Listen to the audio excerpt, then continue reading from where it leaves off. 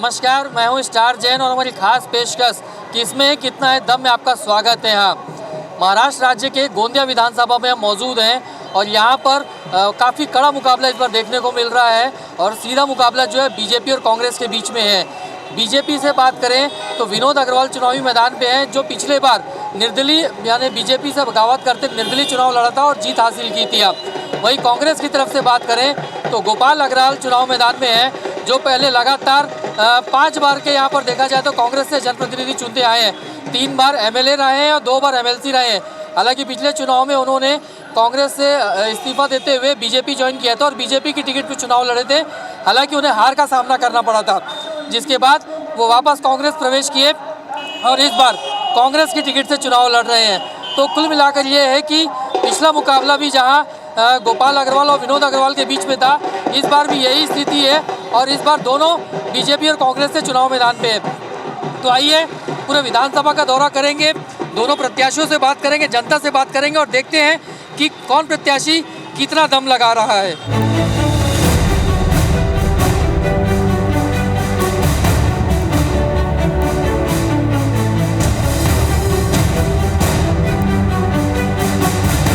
BJP से गोंदिया विधानसभा की बात करें तो विनोद अग्रवाल जी चुनाव मैदान पे हैं, जो वर्तमान में सिटिंग एमएलए भी हैं और उनसे भी हम बातचीत करेंगे आज की किस तरीके का माहौल यहाँ पर दिख रहा है।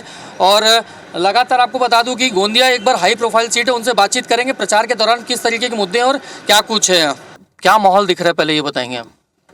आपके चैनल के माध्यम से सभी समस्त जनता को मैं नमस्कार करता हूं और निश्चित तौर पे आज चुनाव में जाते समय पिछले 5 साल में हमने किए हुए काम होंगे, सरकार ने किए हुए काम है, तो निश्चित तौर पे एक अच्छा समर्थन जनता का हमको मिल रहा है और आने वाले 20 तारीख को निश्चित विजय होंगी, ऐसा मुझे पूर्ण विश्वास है। मुद्दों की बात करें तो क्या प्रमुख मुद्दे रहे हैं यहाँ पर, जो गोंदिया के डेमोग्राफी के हिसाब से भी देखें तो? यहाँ के हर गांव के हिसाब से जो जो जरूरतें उनकी है वो पिछले 5 साल में हमने पूरा करने का प्रयास किया है। अगर विधानसभा की दृष्टि से देखा जाए तो 2-4-5 प्रमुख विषय थे, जिसमें कि भाई रास्ते हैं, तो आज हमने सभी जगहों में रास्तों का जाल बिछाया है। दूसरी बात थी पीने का पानी, तो आज गोंदिया ग्रामीण हो चाहे गोंदिया शहर में उसके लिए योजना मंजूर हुई है, कार्य शुरू है। और एक डांगुरली का बैरेज एक प्रमुख मुद्दा था, उसको भी हमने प्रशासन की मान्यता प्राप्त कर ली है। और इसी के साथ में जो गाँव में मूलभूत सुविधा रहती हैं, अपने वाचनालय वगैरह लाइब्रेरी वगैरह रहती है, या शिक्षा के दृष्टि से विकास रहता है, ये सभी क्षेत्रों में कार्य करने का प्रयास किया है। अपनी जो महिला बचत गट रहती है उनके लिए भवन बना करके दिया है प्रत्येक गांव के अंदर में। किसानों के लिए हमने कृषि गोदाम बना करके दिए हैं और सबसे बड़ी बात जो शासकीय योजनाएं रहती हैं उन शासकीय योजना का लाभ हमारे यहाँ ज़्यादा से ज़्यादा मिले, जैसे कि लाडली बहना योजना है। आज लाडली बहना योजना शुरू करवाने में एक भूमिका हमारी भी रही है और आज महाराष्ट्र में सर्वाधिक लाभार्थी 1,10,000 महिलाओं के खाते में पैसे आज हमारे गोंदिया तालुका में गए हैं। जो विधवा माता है, अपंग है, इनके लिए निराधार योजना है, या जो वृद्ध हैं उनके लिए पेंशन योजना है श्रावण बाढ़ के नाम से। इन सभी योजना का ज़्यादा से ज़्यादा फायदा हमने लोगों को दिलाने का प्रयास किया है। डबल इंजन की सरकार क्या लगता है यदि महाराष्ट्र में आएगी तो कितना फायदा होगा? हाँ, डबल इंजन की सरकार निश्चित तौर पे महाराष्ट्र में आएंगे और निश्चित तौर पे पिछले 2 साल में लोगों ने देखा है कि महायुति की सरकार आने के बाद में इन्हें अपन सोच नहीं सकते, सोच के बाहर भी काम हुए हैं। लोगों के सोच के बाहर जाकर के सरकार ने उनके काम किए। सभी घटक को निश्चित तौर पे उनकी समस्या सुलझाने में सरकार सफल रही है और मैं तो ये कहूँगा कि आज 10 में से 10 नंबर दे सकते हैं इस प्रकार का काम पिछले 2 साल में महायुति की सरकार ने किया है। चावल के हिसाब से देखा जाए तो कृषि के क्षेत्र में चावल की सबसे ज़्यादा पैदावार होती है, धान की, और बहुत ज़्यादा राइस मिल भी है। चावल उद्योग की क्या स्थिति है? चावल उद्योग की स्थिति ठीक है, लेकिन इसको भी हमको और भी आगे चल के बेहतर बनाना है। और ड्राईपोर्ट अपने आप बने, इसके लिए नितिन जी ने ड्राईपोर्ट मंजूर किया। सिर्फ एक ज़मीन की उसके लिए आवश्यकता है और डायरेक्ट हम यहाँ से एक्सपोर्ट कर सकेंगे चावल। इस प्रकार की व्यवस्था हम गोंदिया में कर रहे हैं, उसकी लगने वाली ज़मीन की व्यवस्था कर रहे हैं। तो एक बड़ी समस्या बेरोजगारी की भी है, क्योंकि बेरोजगारी इन द सेंस कि पढ़े लिखे लोग हैं यहाँ पर, युवा जो पढ़ लिख रहे हैं, लेकिन उसके हिसाब से उनको रोजगार नहीं मिल पा रहा है। रोजगार की समस्या यही नहीं, पूरे देश में रोजगार की समस्या है, क्योंकि जिस हिसाब से आजकल सब डिजिटल का ज़माना है, इसमें कहीं ना कहीं सब जो है कि मेन पावर की जो आवश्यकता पड़ना चाहिए वो सब उन सब चीज़ों में कमी आई है। इसलिए रोजगार की समस्या निश्चित तौर पर रहती है। और आने वाले समय में हमको जो लोकल लेवल पे जो हमारी अर्थव्यवस्था है, उस लोकल अर्थव्यवस्था के माध्यम से हम ज़्यादा से ज़्यादा रोजगार कैसे पैदा कर सकते हैं, इसको कोई भी सरकार रहे उसको काम करना पड़ेगा, हमको भी उस दृष्टि से काम करना पड़ेगा, और इसी मायने में हम निश्चित तौर पे रोजगार दे सकते हैं।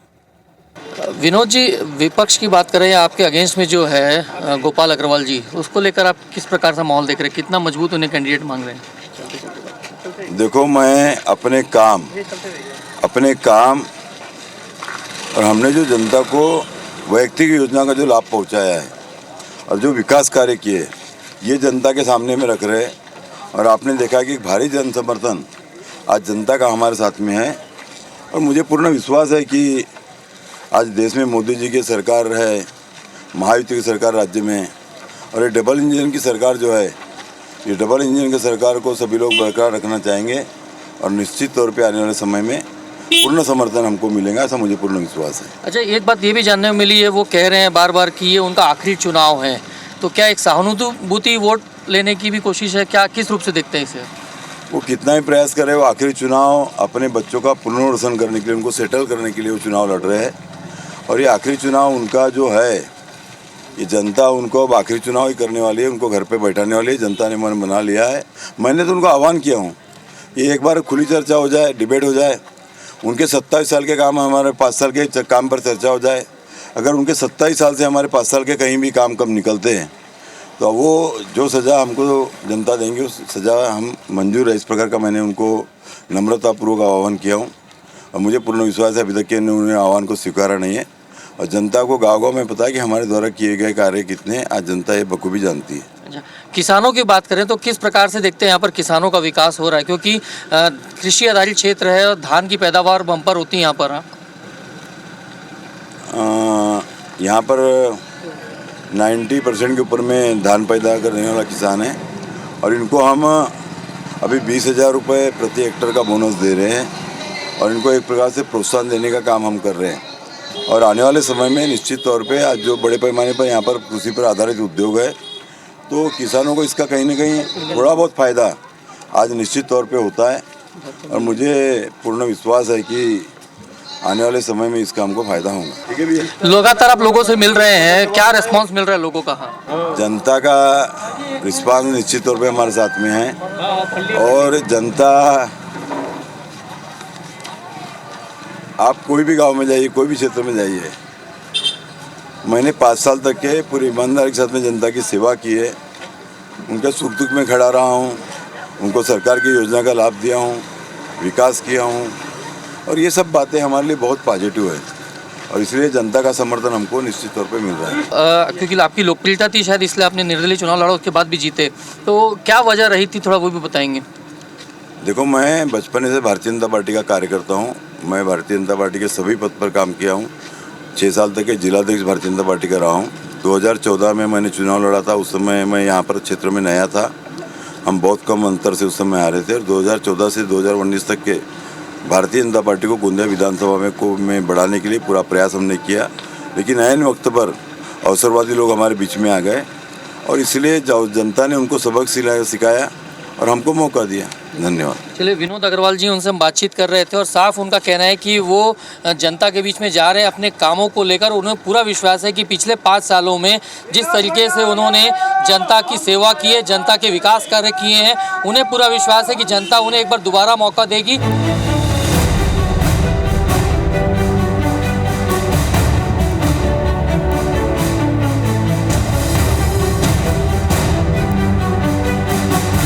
कांग्रेस प्रत्याशी गोपाल अग्रवाल हमारे साथ मौजूद हैं। इनके बारे में बता दूं आपको कि लगातार ये 5 बार जनप्रतिनिधि रहे हुए हैं, 3 बार एमएलए रहे हैं, 2 बार एमएलसी मेंबर रहे हुए हैं, और इस बार फिर कांग्रेस की टिकट पे चुनावी मैदान पे उनसे बातचीत करते हैं। गोपाल जी, क्या माहौल दिख रहा है, पहले तो ये बताएंगे। जनता का भारी जन समर्थन मुझे मिल रहा है, लोगों का ये क्षेत्र हमेशा कांग्रेस का परंपरागत गढ़ रहा है और निश्चित रूप से पिछले 1.5-2 महीनों में जिस प्रकार से मैंने हर गली मोहल्ले में जाकर पदयात्रा की है और ये सिलसिला अभी भी अंतिम चरण पर पहुंचा है गोंदिया शहर में, मुझे भारी जन समर्थन मिल रहा है। पिछले 25-30 साल की सबसे भ्रष्ट सरकार आज महाराष्ट्र में है, जिसने बड़ी ही बेईमानी के साथ विधायकों को खरीद फरोख्त करने का काम किया, एक चलती हुई अच्छी सरकार को गिराने का काम किया। उनके प्रति लोगों में भारी रोष और आक्रोश है। तो क्या लगता है कौन से मुद्दे यहाँ पर हावी हैं? बहुत बड़ा मुद्दा गोंदिया में बेरोजगारी का है। महंगाई तो पूरे देश में है, लेकिन गोंदिया में बेरोजगारी का बहुत बड़ा संकट है और इस संकट को दूर करने का काम निश्चित रूप से लोगों का विश्वास है कि राहुल गांधी जैसा नेता, जो उनकी आवाज़ है, जो सर्वसामान्य किसान और गरीब आदमी की आवाज़ है, वो व्यक्ति निश्चित रूप से उनको राहत देने का काम करेगा। बीजेपी से बात करें तो विनोद अग्रवाल जी चुनाव मैदान पे हैं, कितनी मजबूत देख रहे मुकाबला आप ये? नहीं, बस धन शक्ति का और जन समर्थन की लड़ाई है, जिन्होंने सैकड़ों करोड़ रुपए का भ्रष्टाचार पिछले 5 साल में किया। हर बात का पैसा उनको मिला है, चाहे वो एमएलसी का वोट हो, चाहे वो हमारे राज्यसभा का वोट हो, और ऐसा करके बड़ी मारी मात्रा में माया जमा करने का काम हुआ है।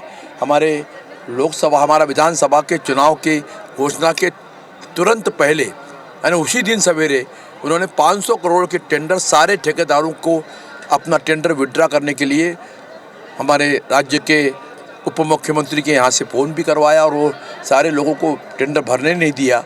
सब लोगों को कहीं ना कहीं क्वेरियाँ निकाल कर, जिन कंपनियों के पास इस राज्य में 25 जगह पर ठेका है वाटर सप्लाई स्कीम का और अंडरग्राउंड ड्रेनेज का, उनको डिस्क्वालीफाई करने का पाप सिर्फ टेंडर मैनेज करने के लिए उन्होंने किया है। ये हम गोंदिया की जनता को बता रहे हैं। और खासकर देखा जाए तो धान की बम्पर पैदावार होती है, राइस मिल भी है। चावल उद्योग की क्या स्थिति है यहाँ पर? चावल उद्योग में भारी भ्रष्टाचार हमारे कुछ विधायकों के माध्यम से और हमारे गोंदिया के विधायक की मेहरबानी से चल रहा है। हर बात के लिए राइस मिल उद्योग पर से वसूली की जाने का काम होता है और ये सारी बातें जब हमने फडणवीस साहब तक पहुंचाई तो उसका कोई हल निकला नहीं। राइस मिल उद्योग को सरकार की मदद की ज़रूरत है। यहाँ के किसानों को एक उचित भाव देने के लिए राइस मिल की भूमिका जो होनी चाहिए, उससे किसान भी वंचित है। ये एक चीज़ और समझना चाहेंगे हम कि देखा जाए तो बीजेपी ये कह रही है कि ये आपका आखिरी चुनाव है और सहानुभूति करके लोगों से वोट ले रहे हैं। आखिरी चुनाव नहीं है। मैं 2014 से, जब से मोदी जी के आने के बाद भी गोंदिया की जनता ने मुझे बड़ा विश्वास के साथ में चुनकर भेजा। जो वादे मैंने जनता से किया उसके लिए, हर बात के लिए मुझे कोर्ट कचहरी में जाकर लड़ाई लड़ना पड़ा और इसलिए पिछली बार हमारे गोंदिया की विकास की लड़ाई को मैं पूरा नहीं कर पाया। पिछली बार मेरा पराभव हो गया और इस सारे विकास के सपने मैं निश्चित रूप से पूरा करना चाहता हूं और इसीलिए इस गोंदिया के विकास की लड़ाई है। मेरा आखिरी चुनाव या पहला चुनाव ऐसा कुछ नहीं है। मैं गोंदिया की जनता की सेवा हमेशा करता रहूँगा। अच्छा, पिछले बार आप बीजेपी से चुनाव लड़े थे, बीजेपी की टिकट पे, क्यों आखिर ऐसा हुआ था? क्या इस परिस्थितियाँ बनी थी, थोड़ा बताएंगे? नहीं, ऐसा है कि 2014 से 19 तक महाराष्ट्र में बीजेपी की सरकार थी। वहाँ पर हमारे गोंदिया के सारे विकास कामों को रोकने का काम हुआ। बगल के चंद्रपुर में मेडिकल कॉलेज चालू हो गया और गोंदिया का नहीं हुआ। उसके लिए सुप्रीम कोर्ट तक जाना पड़ा और ये सारी बातों से बहुत दुखी होकर मजबूरी में गोंदिया के विकास में मेरा कांग्रेस का राजकारण आड़े ना आए, इसलिए सिर्फ और सिर्फ उस भूल को मैंने कर बैठा। लेकिन आज उस भूल को सुधार कर हमने कांग्रेस में घर वापसी किया। हमारे कार्यकर्ताओं के बीच में जब जाते हैं तो हर व्यक्ति को ऐसा लगता है कि कांग्रेस को वापस खड़ा करने का एक अच्छा मौका आज हाथ में आया है। लगातार आप लगभग 5 बार जनप्रतिनिधि रहे हैं, ऐसा कोई काम जो नहीं कर पाए और इस बार मौका मिलेगा तो पूरा करने की कोशिश? पूरा, मेरे कई सिंचन प्रकल्पों को जो मैंने चालू किया वो पूरे करना चाहता हूँ। एक आध कोई? रजेगांव काटी उपसा सिंचन योजना, तेड़वा सिवनी उपसा सिंचन योजना, नवेगांव देवरी उपसा सिंचन योजना, 90% 95% काम मेरे कार्यकाल में पूरा होने के बाद भी इन योजनाओं का 10% 5% काम भी इस ठेकेदार आमदार ने नहीं किया, क्योंकि उसका काम ऑलरेडी अलॉटेड है। उसी प्रकार नवेगांव देवरी के काम को भी 40% हो गया, लेकिन उसको आगे बढ़ाने का काम नहीं हुआ। और ये सारे काम के साथ साथ 24 घंटा 365 दिन हमारे किसानों को पानी मिलेगा, तो गोंदिया क्षेत्र की गरीबी को हम दूर कर देंगे। गोंदिया को कैलिफोर्निया बनाने का हमारा सपना है। मतलब विदर्भ की बात करें तो गोंदिया विदर्भ का सबसे दूसरा बड़ा शहर है, आर्थिक रूप से भी।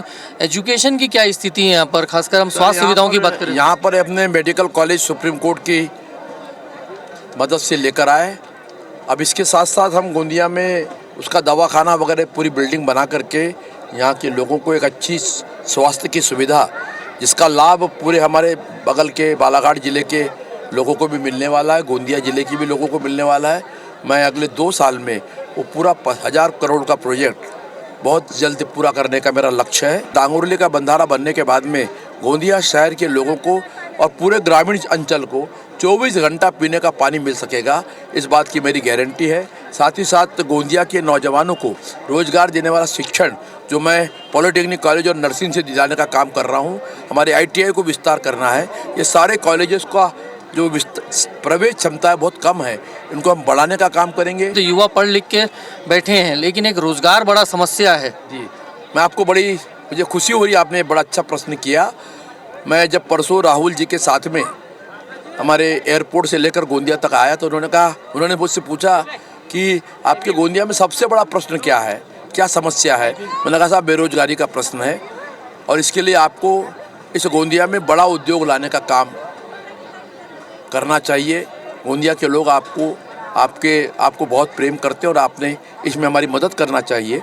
राहुल जी ने मुझे स्पष्ट रूप से विश्वास दिलाया है कि भविष्य में ज़रूर गोंदिया में एक अच्छा उद्योग लाने में वो मेरी पूरी मदद करेंगे। मैं निश्चित रूप से आने वाली महाविकास आघाड़ी की सरकार अगर बनी तो नाना भाऊ को भी हमारे बहुत बड़ा पद मिलने वाला है, और ये दोनों लोगों की मदद से गोंदिया में बड़ा उद्योग लाकर यहाँ के लोगों के बेरोजगारी के संकट को मैं ज़रूर पूरा ख़त्म करने का काम करूँगा। मार्जिन कितना रहेगा, अंतर कितना रहेगा, क्या लगता है इस बार परिणाम में? बस कांग्रेस जीतेंगे ऐसा मेरा विश्वास है। अब अंतर का फैसला तो 23 तारीख को होगा।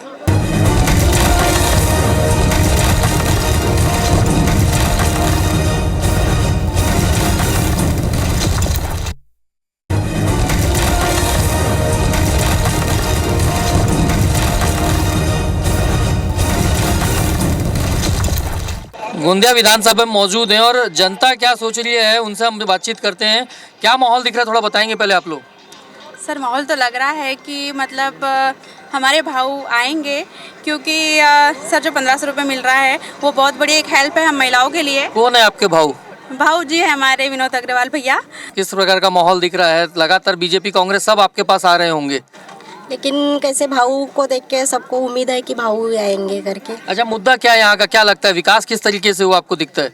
विकास तो बहुत अच्छा हुआ है, और भाऊ ने जो किया है वो किसी ने नहीं किया। रोजगार की क्या स्थिति है और महिलाओं की सुरक्षा की बात करें तो? महिलाओं के लिए तो बहुत कुछ किए हैं और आगे भी करने वाले हैं वो, और हमको उम्मीद है कि हमारे भाऊ ही आना चाहिए।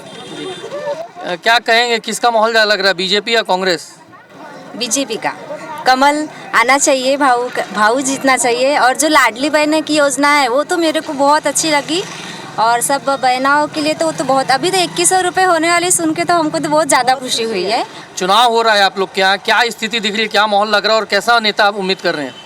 नेता जैसा भी हो, बस शहर का विकास होना चाहिए, लोगों के हित में होना चाहिए वो। आप क्या सोचते हैं, बताइए? नहीं, पिछले 5 सालों में महाराष्ट्र को स्थिर सरकार नहीं मिली, बार बार परिवर्तन होते गया, लेकिन इस बार ऐसा होना चाहिए कि सरकार स्थिर मिले और विकास तो होना ही चाहिए बिल्कुल। हमारे गोंदिया क्षेत्र का जो विकास है पिछले 5 सालों में बहुत ही ज़्यादा, कोई भी सड़कें का निर्माण बोलो या कोई भी निर्माण करो, यहाँ उड़न पुल का जो एक बहुत बड़ा मुद्दा यहाँ पे उठा हुआ है, पिछले 2 साल से इसको तोड़ दिया गया, लेकिन इसका जो एक क्षेत्र से दूसरे क्षेत्र को जोड़ता है वो जोड़ा नहीं गया, वो काम भी शुरू नहीं किया। कैसा देख रहे हैं दोनों के बीच की जोर आजमाइश, कैसी दिख रहे हैं आप? मतलब चुनाव तो बहुत टफ है और दोनों ने अपनी ताकत लगा रखी है, दिन रात एक तरफा मेहनत कर रहे हैं, और कोशिश दोनों की एक जैसी हो रही है कि कौन जीतेगा ये तो ऊपर वाला ही बताएगा 23 तारीख को। चुनाव हो रहा है, क्या लग रहा है माहौल आपके यहाँ? माहौल तो चुनाव का गर्म है, सभी पार्टियां अच्छी चल रही है, विनोद अग्रवाल जी का भी माहौल अच्छा है।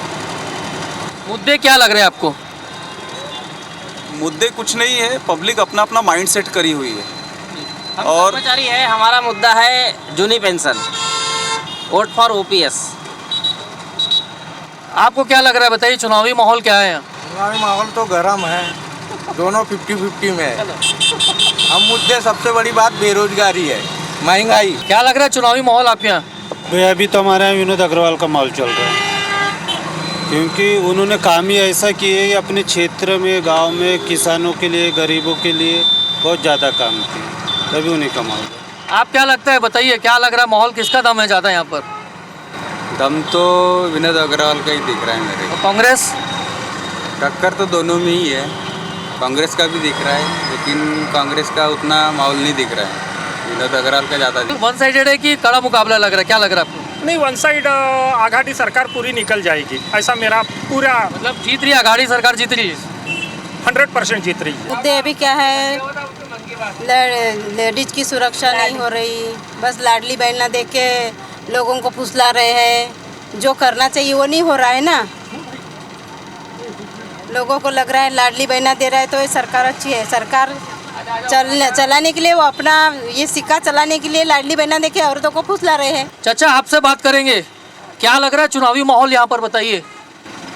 अभी चुनावी माहौल तो अभी ऐसा है, अभी कुछ बता नहीं सकते, अभी क्या होगा उसके बारे में जानकारी नहीं। दम कौन लगा रहा है लेकिन दोनों नेताओं में? दोनों काका भतीजे हैं, दोनों दमदार हैं, अब आने वाला भविष्य बता नहीं सकते क्योंकि दोनों आदमी अच्छे हैं। गोंदिया विधानसभा का हमने दौरा किया है और यहाँ पर आम जनता से मुद्दों को लेकर बातचीत की, साथ ही साथ ये देखने को मिला है कि मुख्य मुकाबला जो है बीजेपी और कांग्रेस के बीच में है। दोनों ही पार्टियों के प्रत्याशियों से हमने बात की और देखा कि दोनों काफ़ी दम लगा रहे हैं।